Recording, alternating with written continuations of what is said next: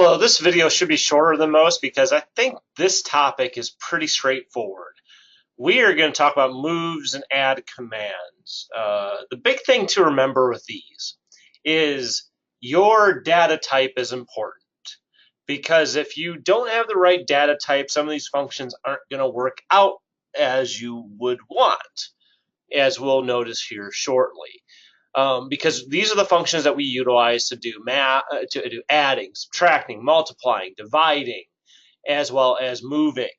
But if you don't have the right data type, you're going to be in trouble. So what we've done here is I set up a tag table with, of course, bools are on and off.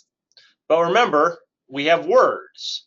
So words are 16 bits, and you can see here that MW0, MW2, MW4, it's basically going every 8 and skipping 1 because it's going to be a binary representation of 16 bits. So I can hold any number in here that's 16 bits that will be 16 bits of binary. I went into multiplication and did double words. So notice how it goes from NW10 to MD10, and notice that it's going through 32 bits. So integer, double integer, that's another way of calling these things. I use the word. And then real. Notice those are 4 bits as well. Remember, the big thing with real and double word is this is all binary. The real has a special format, so it can take into account negative number, really small numbers like decimals, as well as really big numbers, because it's stored in a binary form of scientific notation called float. That's a headache I'm not going to go into. But be aware, because as you start doing move commands and math commands, you might need to make sure that your values are set up properly. So I set up just some random subtraction, adding, multiplying bits, words, and so that I could memory words that I could just utilize to show you some stuff. Now this is all like we've used this a little bit with timers and counters, but that was defaulted as part of the data type when we set up our counters and timers. So for instance, right here I got a simple add, and the add is just add. All I did was put in a block, so I could just put in a block here, and I just typed in add, and voila, here we go. Here's our add. You can have a bit that you enable the add, and I'll show you this in a second why we don't use an adder for like counting up or counting down. But this is how the add works. You got an enable bit, and then you have 1 plus 2. So it's in this case, because addition, it really doesn't matter the order, but just get a habit of thinking it's 1 plus 2. It's always going to be 1 plus 2. But then I could also plus 3 plus whatever I have here, because I can, with this little star button, I can start adding and add a whole bunch together. And it will be outputted to a different thing. Now right here it has auto, and it'll bring up integer, double integer, real value, etc., etc., etc. And so you need to define your data type. Now I kind of never do, as long as I'm using the data type that I have. So when I set this up, and I'll do it again, so add here, and if I typed in a constant like 30, and if I type in another constant, it's going to ask me to find your data type. But what I just do is find a data type here that I want to use. So say I'll use add 4, and now it automatically defaulted for me. So that's kind of nice. And I can I have to define an output because I need some place to put that into. Now I can just put it into the value that I had. And so I probably just do that really fast just to show you, because this is a way around. This is how you may think, well, why don't I use an adder? We'll show you when I flip the switch, because this is just taking whatever in there, adding 1 and putting it in there. Now I also have a move command. I can't directly, unless I have an HMI, I cannot directly edit these words in my program. So if I go in and try to edit this here or edit this value, it won't necessarily work. But I can use a move command if I want to keep doing that, if I'm using this in other functions. So what this does is take a value and then move it to here. Now it has to match the type. There is a way of converting. There's a way of converting something to something. So this is the command to convert a value from a like a digital input or an integer into something else. So you can do that here. So here's my undefined user and change this into real, for instance. So this is a way of converting certain values into certain other values. So for instance, I'm doing add 4, and I can take this into divide 4.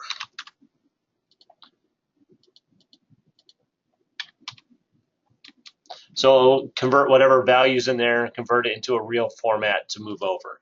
So, in other applications, you can do a move command and move one data type to another, and that's a way of converting it. But this is the proper way to convert. So let's just go online and show you how the add works and to show you all this craziness.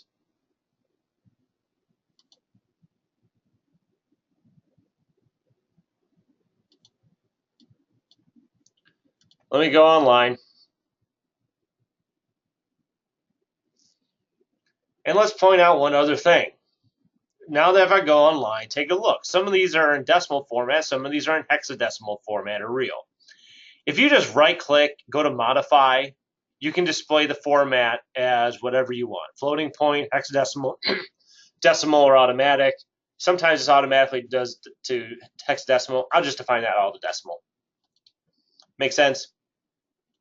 Except this one, except this one. If you right-click on the word name, you can change that to floating point, and it will change that to a decimal for you.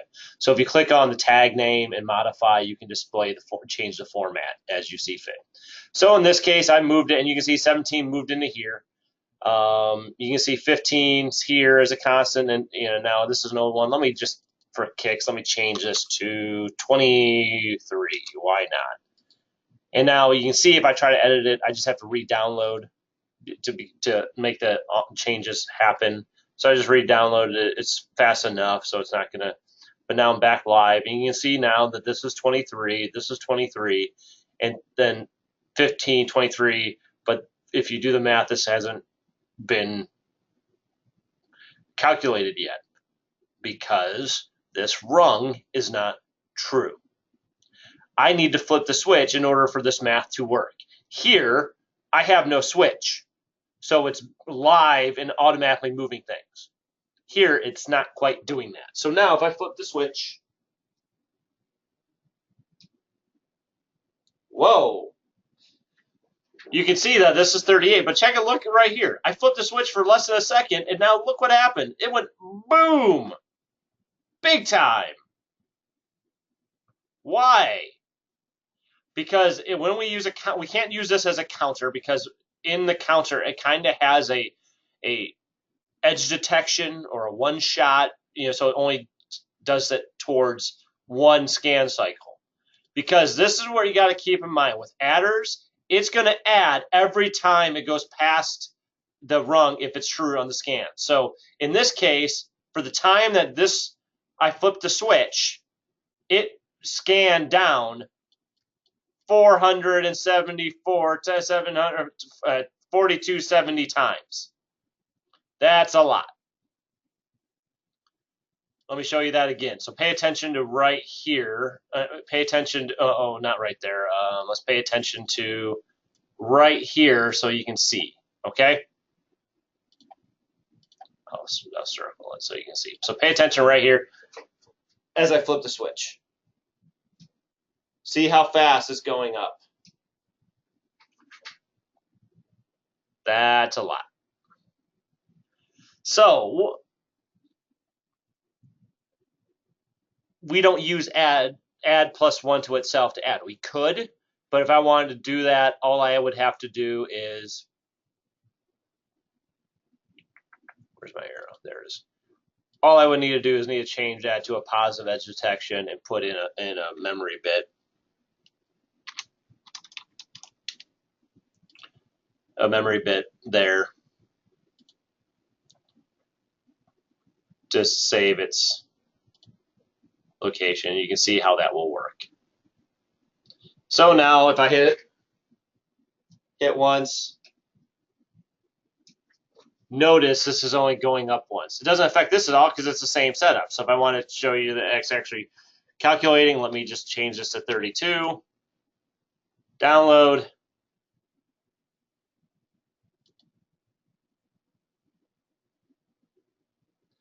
And now you can watch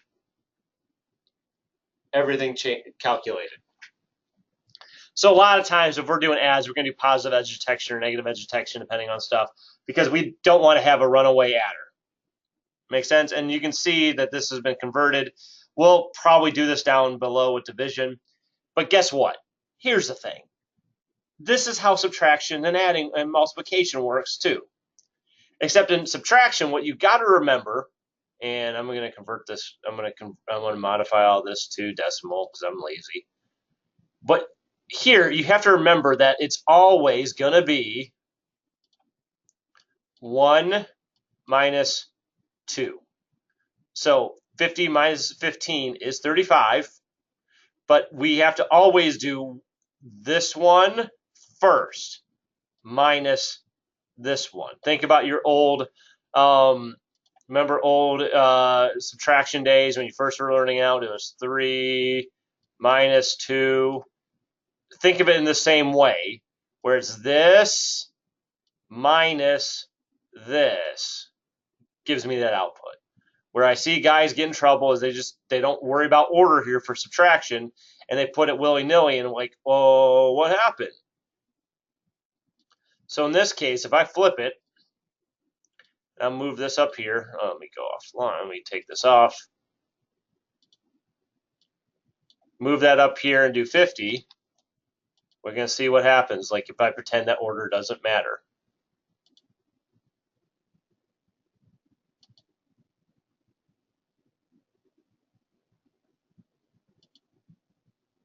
So now if I hit the selector switch 2, look what happens. It went to negative 35. Oh no! So in subtraction, it operates the same as addition, except the order really matters. So make sure that if you're putting the number that you want to be subtracted from as number 1. And so just be aware of the order. And again, you can see the move operating just the same way. Now multiplication, again, exactly the same. And again, modify display network, and let's go to decimal. Same thing. All I gotta do is do my switch, and then boom, it's evaluating. So this is a lot like addition. You can add extra things. Very straightforward. Just make sure with your data type that if you're multiplying big numbers together, that you have a data type that can hold a big enough number. So if I'm only doing a single word of 8-bit word, so an 8-bit word, and I need something that goes above with 8 bits. I think it's 250. What's 255? It's going to give me a math error and fall off the controller. So just be aware of these things. That's all I want you to do is be aware of these things. So there's that move command again, multiplying. And look, I took an adding, and in this case, I just want to point out, I took what I got from the top and multiply it by something else. The nice thing about these multiplications is I can take a word and multiply it or do another word or data type to it. So I have a simple word and a double word, and I just put it in the double word. So, and last but not least is division. Division is a little bit tricky because all of us know when we're doing long division, if we're doing long division, if I have something like 3 divided by, I don't know, let's do 22. Does this go into that evenly? No. But I know 7 does, and it will give me a remainder of 1. Normally, since we're not 5, we usually turn this into some type of decimal. And in this case, this decimal turns into 7.3333. So 7.33333. So if I'm taking that example, 7 remainder 1, or 7.33333, if it rounds evenly, then I don't have a remainder. But if I have a remainder, I need to do something. I don't have to do anything with it. I can just say, okay, I have my main operation. So when we're dividing, remember that if I have something that doesn't round properly, it's not going to give me something that makes sense. So let me evaluate this for a second. And I'm going to pull up my little handy dandy my calculator on the computer just to point this out. Come on. So 94 divided by 47 equals, oh, this happens to equal 2. So we'll see this in a second that it will be fine. If I hit this, look, it goes to 2. Great. Well, so I need add 2, multiply 2, or so it multiply. The add 2 is right here. So let me just change this to 33, and this should give me something funky.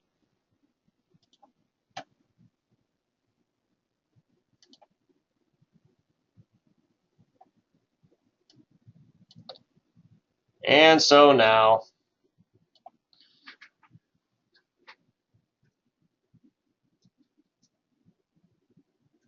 it's giving me a 1. But if I go in my calculator, 94 divided by 48, that's not 1, is it?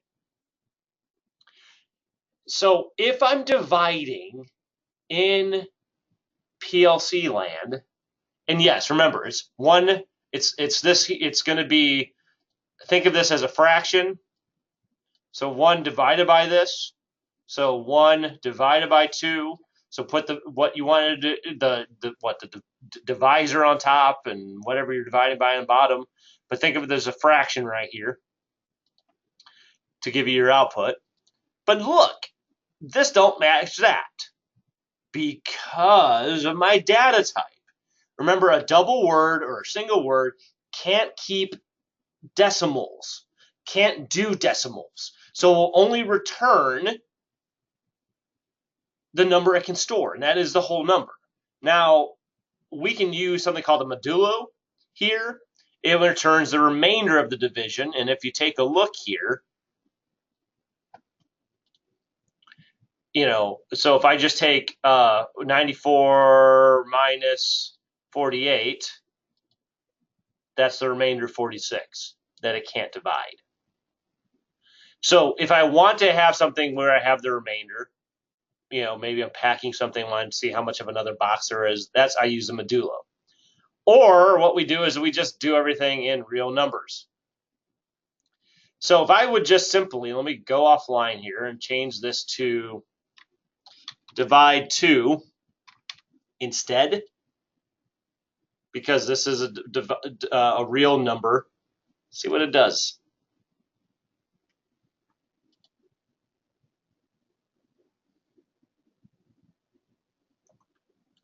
And I'm going to change this to floating point. So modify to display as floating point. And so now watch. It is still doing that because it's not precise enough to do that. So, I could change this to real if I want to, but it's going to give me an error because this is not set up to be that way. That's why we would need to convert. So remember, I have that one up that way, that divisor up the way that I was doing that conversion.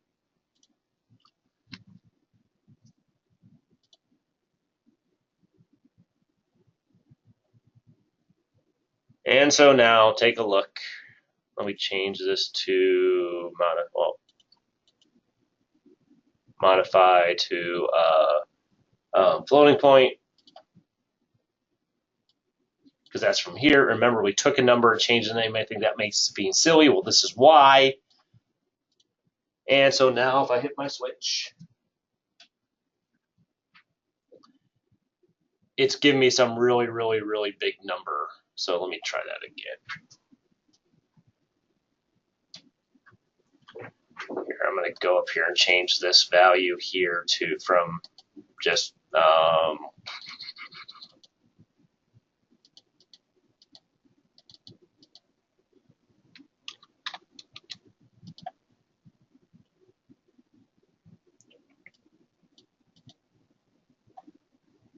trying to make a point here.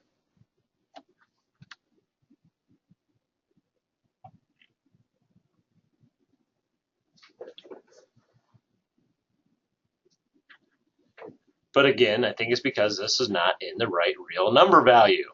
So if I just change this to a whole number of 5.3, download, I bet it will work.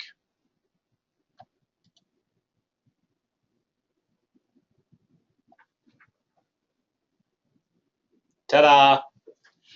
So keep in mind the data type issues.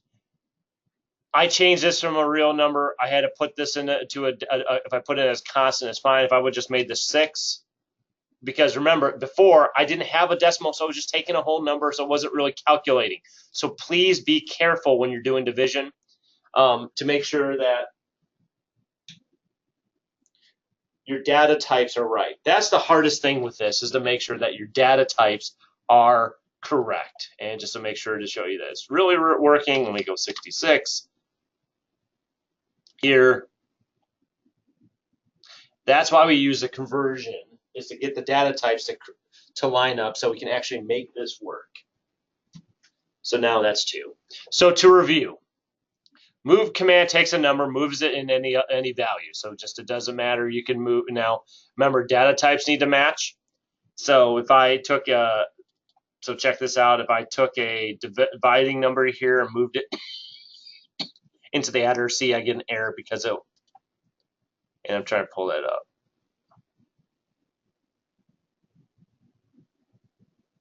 Come on, where's the error?